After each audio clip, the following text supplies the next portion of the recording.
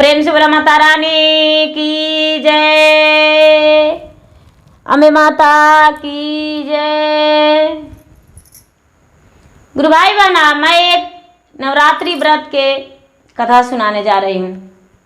इस कथा को पूरा सुनिए, रहस्य जानिए। जय माता रानी। गुरु भाई बहना, एक किसान थे और उनकी पत्नी थी। बड़े गरीब थे, बहुत गरीब थे। वो जो किसान थे वो प्रतिदिन किसी का खेत में काम करते, कभी लकड़ी काट कर बेचते, कभी सब्जियां ला कर बेचते। वो अपना गुजारा बसर बड़े कठिनता के साथ कर रहे थे। लेकिन भगवान दुखी का दुख जो है वो पहाड़ बना देते हैं। उनका धीरे धीरे किसान का 7 कन्या हो गई और पुत्र एक भी नहीं था। और जब 7 कन्या हो गई तो किसी कारण वो जो किसान थे इस दुनिया से चल बसे। अब किसान की पत्नी बेचारी अभागन 7 कन्या के साथ जीवन व्यतीत करने लगे। गुरु भाई बहना, उसके पास कोई ऐसा नहीं था कि जिससे वो व्यतीत करती सकती थी। अब क्या करती? वो भी कभी अपने कन्या के साथ लकड़ी काटती या कोई भी अन्य काज करके और अपना गुजर बसर करती थी। गुरु भाई बहना, कभी भी अपने कन्या को एक रोटी में 4 भाग, कभी एक रोटी में 8 भाग भी कर देती और टुकड़ा कर करके और अपने कन्या को मुख में खिला के अब गिलास में पानी लेकर पिला दिया करती थी। और पिलाकर और खुश हो जाती थी। और कन्या भी कुछ नहीं बोलती थी।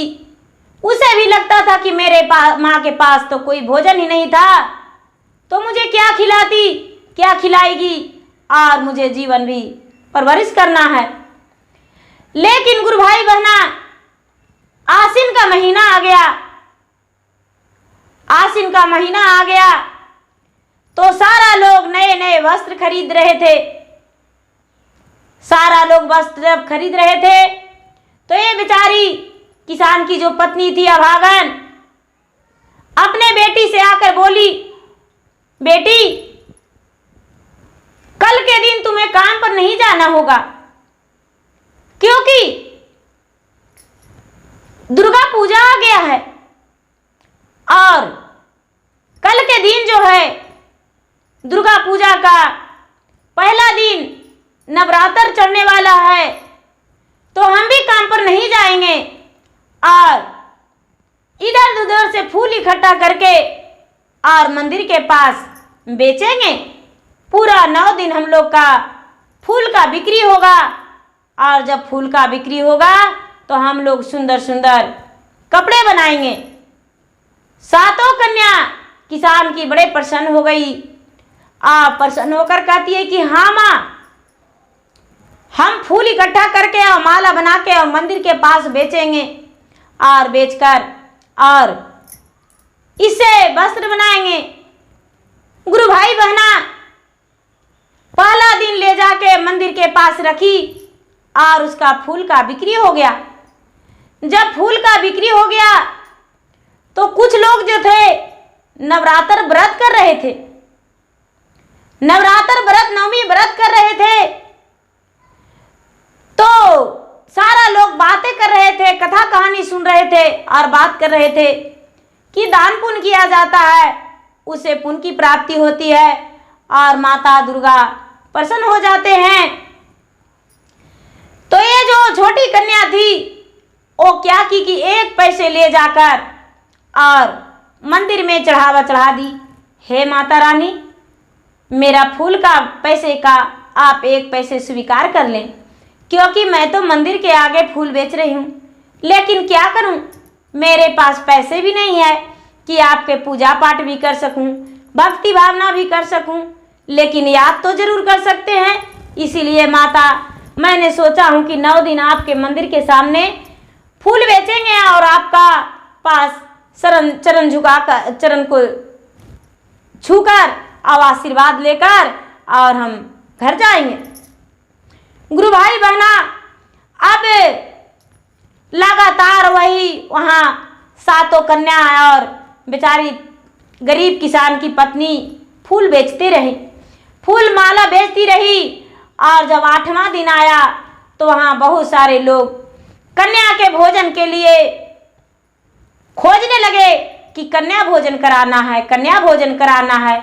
तो गुरु भाई बहना, ये जो किसान की बेटी सातों कन्या थी, सातों कन्या वहां पर फूल बेच रही थी। अब उन लोग जो थे कन्या भोजन के लिए इसे किसान की पत्नी से इजाजत मांगे कि क्या आपको पत्नी को हम, आपको बच्ची को हम कन्या भोजन करा सकते हैं। हंसकर बोले ठीक है, आपकी मर्जी। गुरु भाई बहना, कन्या भोजन के लिए सातों कन्या को बैठा दिया गया और कन्या उन्हें मिला, जो 9 कन्या का भोजन वहां पर बैठा दिए। अब सातों कन्या बहुत भूखी थी, सातों कन्या बहुत भूखी थी और जो भोजन करा रहे थे वो निसंतान थे, और ही संतान थे, उनका कोई संतान नहीं था।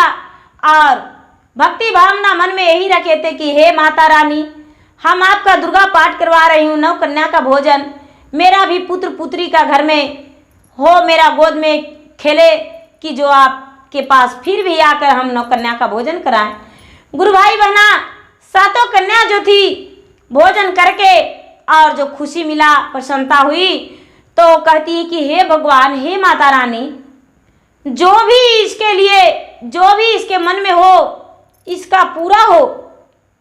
हे माता रानी, आज तक मैंने जी भर का भोजन नहीं किया था इतना स्वादिष्ट, लेकिन मैंने आज पहली बार जी भर के भोजन किया हूँ और इतना स्वादिष्ट भोजन किया हूँ। हे भगवान, हे माता रानी, इनका मनोकामना पूरा हो।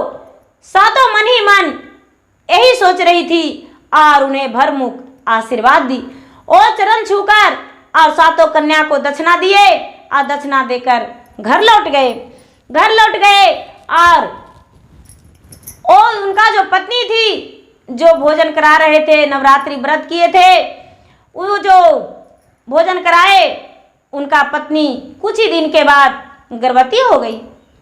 गुरु भाई बहना, गर्भवती हो गई और धीरे धीरे धीरे धीरे धीरे धीरे 9वां महीना के बाद एक सुंदर पुत्र जन्म लिया। जब सुंदर पुत्र जन्म लिया तो छठी के दिन ओ राजा क्या किए कि सबको निमंत्रण किए, सबको निमंत्रण किए, लेकिन वो सातों कन्या का निमंत्रण करना भूल गए। जब सातों कन्या का निमंत्रण करना भूल गए तो रात में स्वप्न में देख रहे हैं कि हे राजन, तूने तो उसे छोड़ दिया जिसका आशीर्वाद से तुम्हारा पुत्र का प्राप्ति हुआ है। तूने तो उसे बुलाना ही भूल गया। यदि उसे बुलावा दोगे तो तुम्हारा कार्य सफल होगा और नहीं तो तुम्हारा कार्य सफल नहीं होगा। तूने तो पुत्र का प्राप्ति नहीं मांगा है, लेकिन उन्होंने ही आशीर्वाद दिया है कि हे भगवान, हे माँ, हे दुर्गे, जिस भावना से इन्होंने व्रत किया है और नवरात्रि व्रत करके और कन्या का भोजन कराया है, इसका पूर्ण हो और उसी का आशीर्वाद से तुम्हारा पुत्र जन्म लिया है। ये जो राजा थे, जो भोजन कराए थे, वो सवेरा हुआ और उसके घर गए, बेचारी उस विधवा के घर जिनकी 7 बेटियां थी, और जाकर उन्हें बोले कि मेरा घर में पुत्र जन्म लिया है आपके बेटियों के आशीर्वाद से, और मैं आपके सातों पुत्री के आज से अपने कंधे पर भार लेता हूं कि सातों पुत्री का विवाह करवा देंगे और सातों कन्या के विवाह करके अपना ही पुत्री मानेंगे। गुरु भाई बहना, ऐसा बात सुनकर बेचारी वो विधवा स्त्री किसान की पत्नी कहती है कि हे भगवान, आखिर मैंने कौन ऐसा कर्तव्य किया था, कौन पुण्य किया था कि जो आज विधाता ने भेज दिया है एक सहारा। आखिर मैंने क्या किया था? गुरु भाई बहना, मन ही मन करती रही, माता दुर्गा को मनाती रही।